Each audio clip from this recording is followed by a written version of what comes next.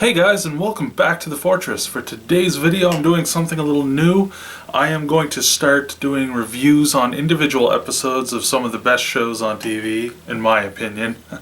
I'm going to be doing reviews on The Flash, Arrow, Gotham, The Legends of Tomorrow, and Supergirl. All the comic related TV shows out there, and I may even start doing a couple other shows, but it depends on what you guys think. So the first episode that I'm going to review is Arrow, Season 4, Episode 19, titled 11:59. Now, up till now, the season has been really good. The series, I've loved the series. I've got all 3 of the released seasons, and I'm watching the whole season as it's unfolding now. At the beginning of this season, however, we see Oliver and Felicity living in Ivytown. He's essentially given up the mantle of Arrow after his death was faked by Roy Harper. And he's decided that now that all the threats are out of the way, he can be himself again. So Oliver and Felicity leave Starling and begin this happy life away from all the crime, violence, and darkness. And the one thing about the past 3 seasons, it's been very dark. The whole series up to now has been very dark, and I've loved that aspect of it.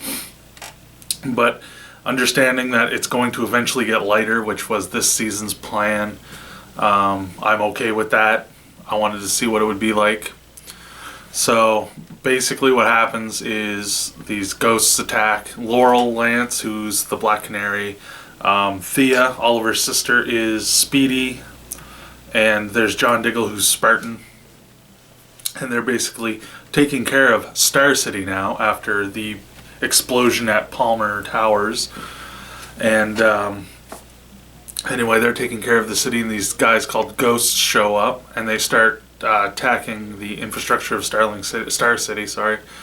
And they're just stealing weapons from Cord and everything, and they quickly realize they're going to need Oliver or the Arrow to come back and help them. So at the start of this episode, Damien Darhk is in prison. They pretty well put him away with Captain Lance's testimony, because Captain Lance, who had been working with Darhk, basically goes behind his back, testifies against him, and now he's in prison. His idol's broken, and Felicity has basically, they were engaged. Oliver and Felicity had gotten engaged, and everything was going well until his son was kidnapped, and that's when they went out after Darhk.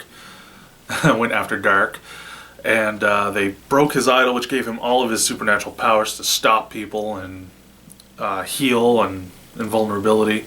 And they go after him. They take him down. He's in prison. Felicity has broken off the engagement. Oliver is kind of upset by this, and he's had a couple episodes now to kind of deal with these issues, but you can tell obviously he's still very upset. So at the start of this, he's at Renee's, Damien Darhk's wife Renee had gone up for mayor, and Oliver had been running for mayor as well. I know it's a lot of information, guys. Sorry, I'm going to try to get it all into this. But Renee goes and runs for mayor, and Oliver has to drop out to try to save his son and endorses her candidacy. So at the first of this episode, Laurel and Oliver are at a rally for her, where she's essentially the only one running, so she's almost guaranteed to become mayor. So she's pretty much guaranteed to become mayor.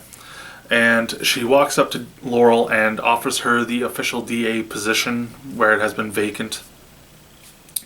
And Laurel, of course, being the Black Canary, is a little bit unsure whether she should take the position and work for Damien Darhk's wife, their new mayor, which rightfully so.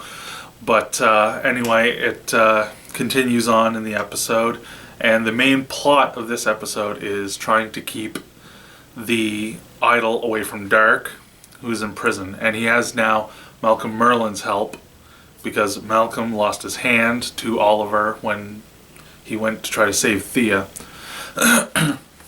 So Thea and Laurel hang back while Merlyn is out there. They're trying to stop Merlyn. So Diggle, or Spartan, and Oliver, the Green Arrow, head out on the town. Felicity's no longer part of the team because of emotional issues and everything, so she's not there guiding them. And Thea, Speedy, and Laurel Black Canary stay in the Arrow Cave, their base, the bunker, whatever they call it, to protect the idol which is there. Now, Andy Diggle, John's brother, has basically been saved from the ghosts. He's been thought to be dead since season 1. And they finally rescue him, and he's back, and he says that he was approached, which he was, by Merlin for Dark, and he's going to tell them where the arms shipments and everything, all of Malcolm's people are going and everything, so they're going off to do that, and basically it draws attention away from the base so that they can get the idol. Now, this episode is really heavy on the relationship between Diggle and Oliver. They had their problems at the start of the season when Oliver had already kidnapped his wife and everything, and they finally got over that about 5 episodes into the season. But now Oliver does not trust Andy, John's brother. He basically came back and says, I can help you get to Malcolm Merlin because he approached me. And Oliver doesn't want to trust someone. He says, basically in the previous episodes, he says, family is family, but we have to basically check them out.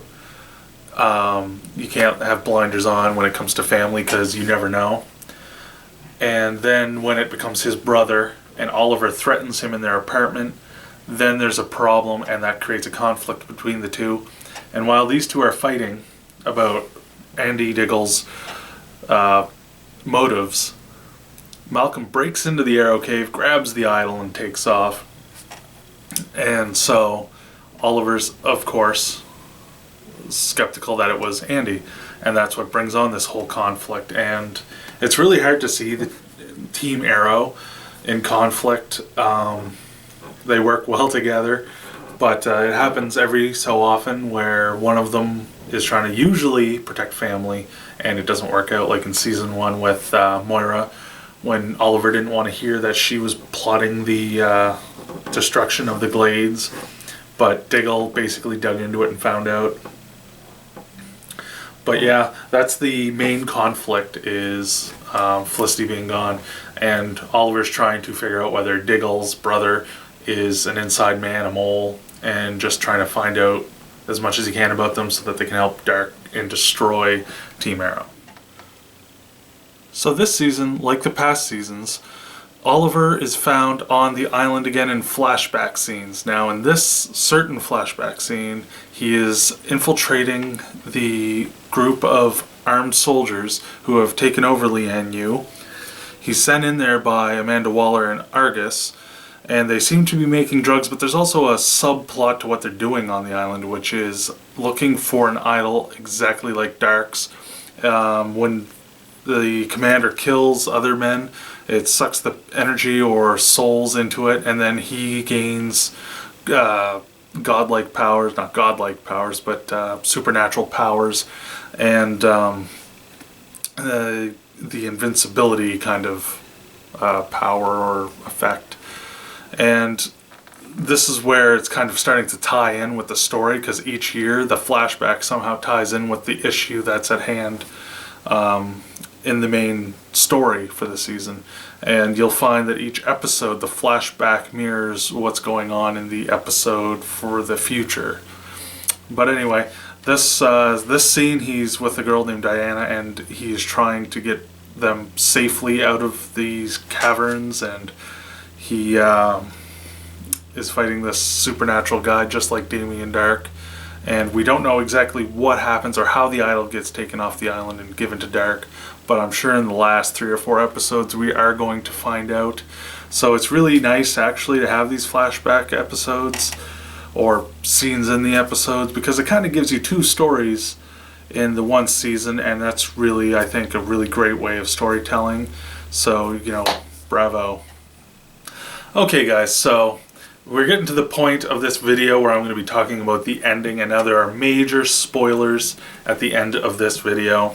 So if you have not seen the newest episode, 1159, do not watch this part, because the rest of the stuff earlier wasn't 100%.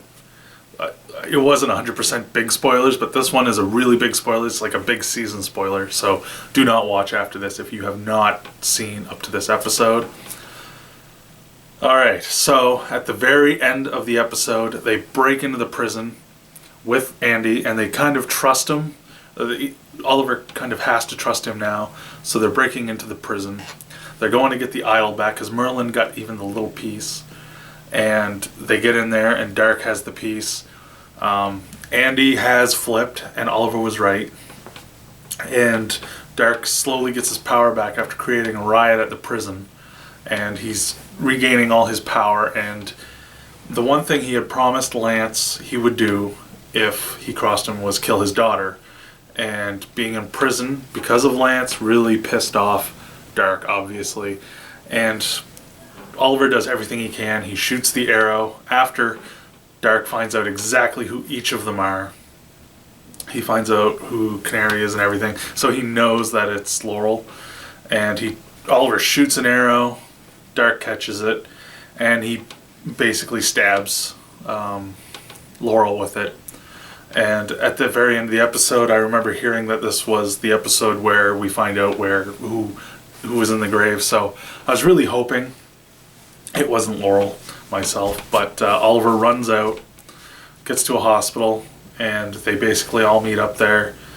Now, Diggle knows that it was Andy's fault that they were ambushed, so he's not saying too much. Felicity joins them because, I mean, Laurel was just stabbed. And for any of you who have watched the series, you know that they're also friends.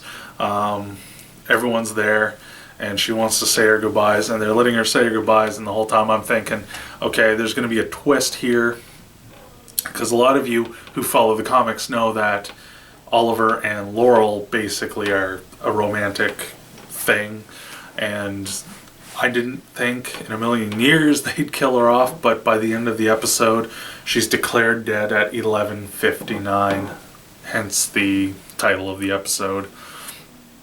Now, there was one scene where she wants to speak to Oliver alone, and he had this photo with him the whole time on the island. So for the first 3 seasons, we've known that he had a photo of her on the island, and that he'd look at it and dream about getting home and setting things right. And it turns out that she had kept that photo when he got back. He gave it to her, and she had kept the photo because she still loved Oliver. And even though everything with Felicity and everything didn't work out, she just wanted him to know that, because she was essentially giving her dying declaration of everything. So, but she's basically saying goodbye to Oliver, but the camera pans out to the hallway, and the doctor's running and she's dying. So what happened in that missing minute or two when she's talking to Oliver and she wants to tell him something, we'll probably find out by the end of the season, because there's about, I think, 3 or 4 episodes left. But it's really interesting. People are already starting conspiracy theories, thinking that maybe Oliver killed her or something like that, but we'll find out. And at the end of it, basically everyone's really upset, of course, and that was it. Lance shows up, Captain Lance. And I mean, the emotion from Katie Cassidy, who plays Laurel, Stephen Amell, who plays the Arrow, Green Arrow, and Paul Blackthorne, who plays her father, the emotion that you see in all of their faces is so genuine that the scenes with them are very real, and you can almost connect with them at that moment, which is really great for a TV show to do that. And I've been watching these characters develop over the past 4 seasons, and you really grow an attachment to the characters who have been there the longest. So seeing this episode was not necessarily fun. Unfortunately, it looks like Laurel is the one who's dead. Oh, she is dead now, but I don't think they're going to reverse it. I read an article online, a couple articles online from the creator, I believe, one of the creators of the show, and it's basically saying that they've already done the dead not dead thing, So they're going with another completely different option. So it's going to be interesting to see what happens. What I think, if they bring Laurel back, which I don't think they're going to do, sorry guys, is maybe Paul's character, Quentin Lance, makes a deal with Dark to spare her soul for him, and she'll come back that way. But I can't really see many ways to bring her back. If she is 100% really dead, then I don't think she's coming back. I know that a lot of people may be upset by this, especially the comic fans who've read the comics and have seen Laurel and Oliver together in the comics and wanted that to eventually happen in this series. But I think it's good not to follow the comics 100% all the time. It gives you new storylines and story arcs that you can explore. So I'm really excited to see what they're going to do with the rest of this season. Hopefully you guys are watching it as well.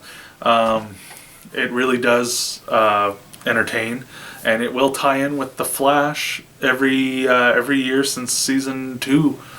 It has tied in with The Flash, and it got The Flash started, so you can watch that. Legends of Tomorrow it also is tied in with.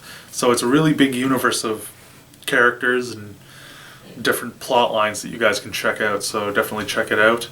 I'm going to be doing the videos for the rest of the season, so stay tuned for those, and the ones from The Flash, like I said.